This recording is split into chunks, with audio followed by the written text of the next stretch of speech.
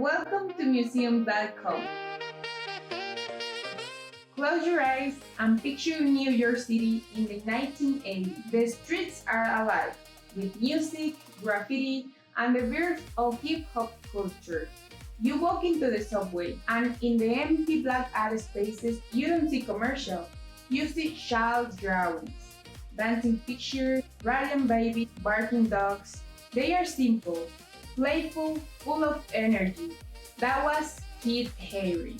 Kid was born in Pennsylvania in 1958, but New York became his true canvas. As a young art student, he was fascinated by graffiti movement, by street culture, by the rhythm of the city. He could have kept his art in classrooms or galleries, but he wanted something different.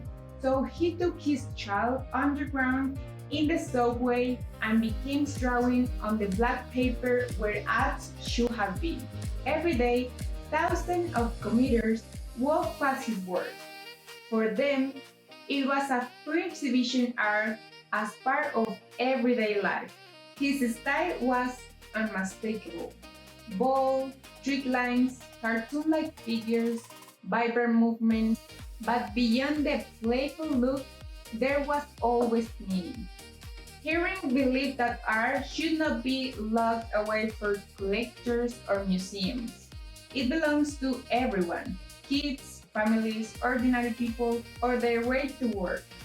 That's why he painted, not only in subways, but also on playgrounds, on the walls of hospitals, on city streets, and even on the Berlin Wall. Wherever people were, that's where he wanted his art to be. And his art always carried a message. Haring lived during a time of great challenges, the AIDS epidemic, racial tension, inequality, and fear. Instead of turning away, he confronted them with his drawings. Radiant babies symbolize hope and innocence. Interview figures celebrate love and connection. His barking dog shouldn't warning against oppression. Every line was an act of activism, a call for community and justice. By his late 20s, Kid had become a global sensation. He was collaborating with Madonna, painting massive public murals from Tokyo to Paris, and opening his own pop shop in New York, where people could buy t-shirts, pins, and posters with his art at affordable prices. Some critics accused him of commercializing art, but Haring saw it differently.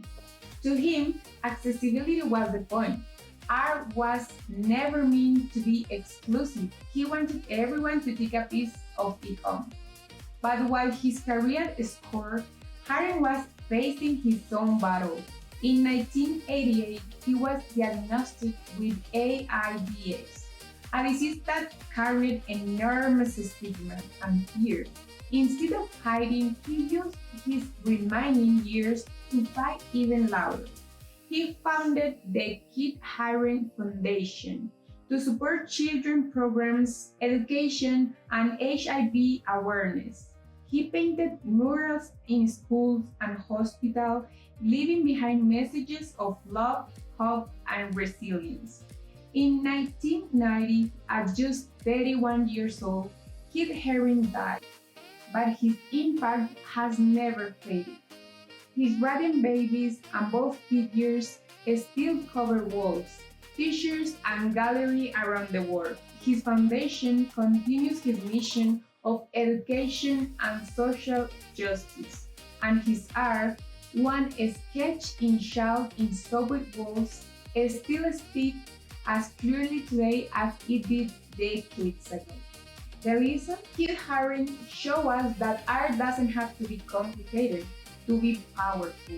Simplicity, when driven by purposes, can move millions. He proved that creativity can be a weapon for justice, that joy can be radical, and that even a line drawing child can echo far beyond a lifetime.